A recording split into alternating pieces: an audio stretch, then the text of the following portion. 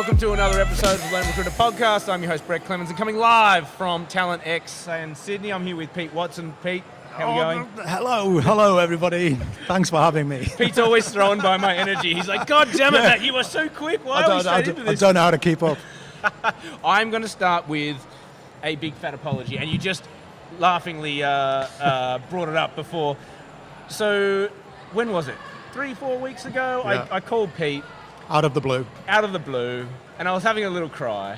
It was a cry. Was it a cry? That wasn't the emotion that came through the call. What was the emotion? There was a little bit of anger. There was a little bit of venom. A little bit of venom. And I was basically, I woke up and my phone had been rejected off the Recruitment Mentors WhatsApp, which I'd been part of from the start. And I was like, what the fuck is going on here? My long story short, I called Pete in a huff. I was like, why am I being kicked off? And you very eloquently caught it and kind of went, well, hang on a minute. I gave you about 500 warnings. I told you exactly what was going on. It couldn't have been fairer. And when you talked me off the ledge, I was like, mate, and I was in my head going, I'm being a right cock here. And I just went, no, you're right. You're absolutely right. My excuse on that was I was actually quite unwell at the time. I'm a celiac, and I had been smashed with gluten, and my tolerance for everything. You should have spoken to my wife that week.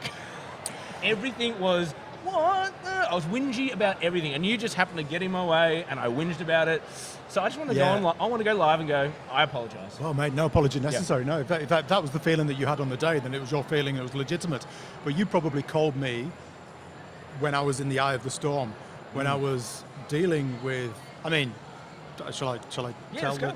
Essentially, I had built a community, or have built a community of recruitment leaders called Recruitment United, and I had worked very hard, old school hustling, to get to close to 500 of us. Yeah. And then it basically took over my life. Yeah. And so, whilst it was never my intention to monetize it or commercialize it, it's probably the word I should use. It's a softer, less offensive word. We get to make money. It took over my life, and my actual recruitment business got seriously neglected. So I turned around to the group and said, guys, I need you to help me keep the lights on. And out of 450, whatever it was, a good solid 200 and a bit stayed in the game. Yep. It took me a few dollars.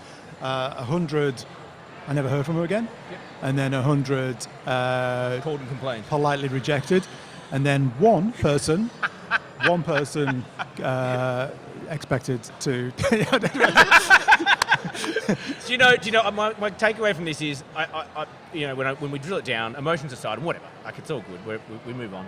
I think we handled it well on the day, and we packed up and moved on. Yeah. But I was thinking about it, and I was so glad you came on, because I thought, no, I really want to just get this out there, because I think, why would I have reacted like that? I actually think you've genuinely created something that is valuable. Thank you. And I think that if you bring it down to the core of it, that's probably what that trigger was. And for whatever reason, I'm not on it now. Do you want to come back? I do. It's not expensive. I do. What does it cost, Pete? What's that cost? Mate, I'll give you the OG rate, which is offensively low. I can't say it live. No, and I think that's my takeaway, right? I think that when I pull that stuff around, I go, there's value there. And I spoke to so many people here today who are here because of you. You know, Antonio, he came, he said there's 50 of us here today. There's 50 of them, right? So I think what you're doing and weaving this community together is powerful. And we were just talking just off air before about your prior endeavour with community, which was around COVID, which was the mentoring project. The mentoring project. So it's in your blood, right? And you didn't make a cent off that. Pete was saying, it didn't turn into any rec-to-rec placements. It was just, I just see an opportunity. We should do this. And I think at the core of Recruitment United, that's the heart of it, right? Yeah. It's a genuine, let's genuinely connect people. So it was good. We just saw you on stage at the conference, and it was a few of you on stage, and it was about building community. I only swore once. That's good. Yeah. I'm proud of that. Good effort. What is, for those who saw it and maybe didn't get all the gist of it, or maybe those who missed it, what do you reckon was the key takeaway from building community from your talk at the conference today?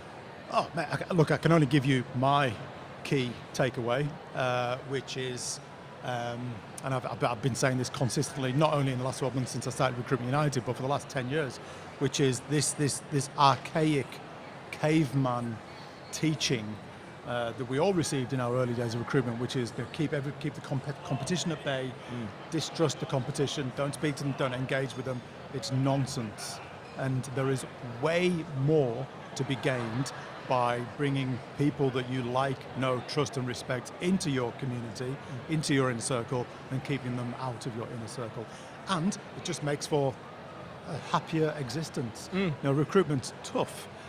So if you've got nice, supportive people around you, why the fuck would you not? Why would you not bring them into your community? It blows my mind. And I'm proud of the fact that I actioned something in line with those beliefs, which has taken off, which just demonstrates that what I'm saying is true. Not that I'm any kind of messiah on the subject, but it's just a tiny little effort to bring people together, and it's working, and I love it. You've been a rec-to-rec, because how long have you done a rec-to-rec before? I've had my company for 21 years. 21 years, right? So it's almost like that your job, recruiting recruiters, talking to directors, you've already been that glue for so many years, right? You've seen that there are good people here, there are good people here, there are good people here, talking the same thing, talking the same language and seeing that opportunity. I'd be curious to know when you saw the shift in openness to explore this. Was it Recruitment United? I mean, you were the catalyst for it, but I think if you had tried Recruitment United, say, 10 years ago, would it have worked? It's COVID. It was COVID. Oh, look, I'm sure it was happening. I mean, the RCSA's been around for a million years, and people rub shoulders. But for me, in my little world, it was COVID. So I remember doing a video. I did a video when COVID happened, and like the shit hit the fan, and we all were scared. Oh shit! Yes. I sent out a massive LinkedIn message to pretty much everybody I knew, all recruitment leaders, saying, "Can you give me a 10-second snapshot of how we're going to get through COVID?" And all these recruitment leaders came back with this 10-second message. Wow. And there was some really, it actually was like an 8-minute video. Wow. Right, which LinkedIn content is supposed to be like, yeah. It was like, I hope it wasn't boring. I put some powerful emotional music behind it. It was all just recruitment leaders saying, look, this is how we're going to get through COVID.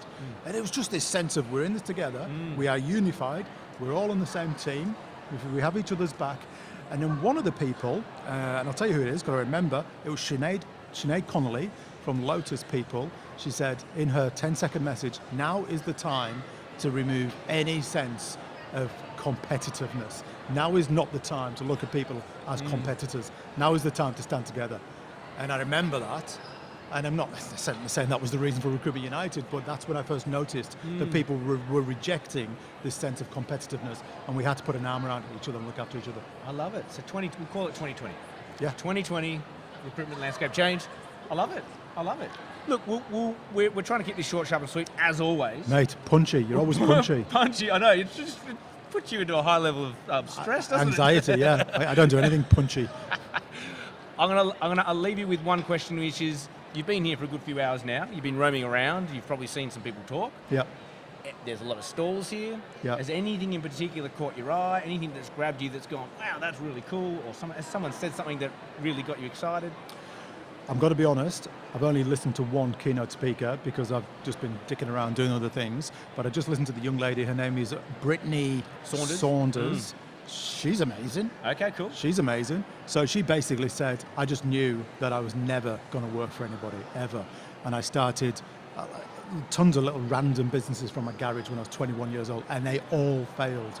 But it didn't matter, because I knew I was learning, and I knew I wasn't working for somebody else, and I knew it was going to take me somewhere. And now she's stood up in front of 500-600 recruitment leaders, teaching them how to run their lives. Amazing. That's pretty inspirational. Done. Pete, as always, pleasure. Thank you for jumping on. Thank you, Brett. Have a good day. And come back to Recruitment United anytime. Your money is welcome.